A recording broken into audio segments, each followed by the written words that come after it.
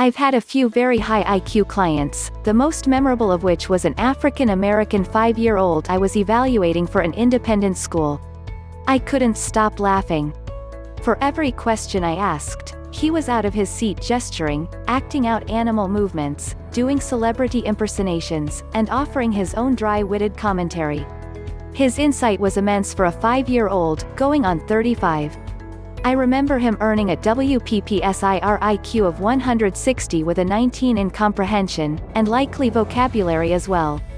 Unfortunately, this was before I had a computer and I have no record on hard disk or floppy disk of who he was. My next most memorable one was a 10-year-old who had just immigrated from Hungary. This was for an evaluation at another independent school and I was concerned that there may be a language issue. However, he conversed fluently in English and, with his knapsack of inventions in tow, he spent well over an hour explaining how he saw things differently and asking why this hadn't already been invented. I don't remember his IQ, but this was a kid I would have given all available resources toward intellectual property protection and hiring an engineer to help him design his ideas.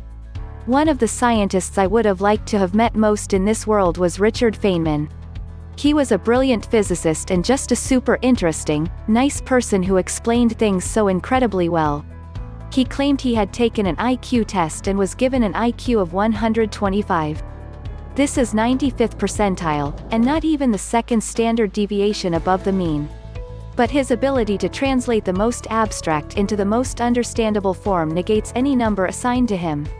I also remember watching the Merv Griffin show back in the late 60s or early 70s. It was either Crick or Watson, discoverers of DNA, who admitted to an IQ of 115. He dismissed it and said, "I've never disputed the score." So much for the intelligence quotient of contributors who changed the world. In my humble opinion, genius is the ability to challenge the status quo of what is accepted as truth, and to have the courage, stamina, and conviction to introduce a new paradigm of understanding until recognized as a viable alternative.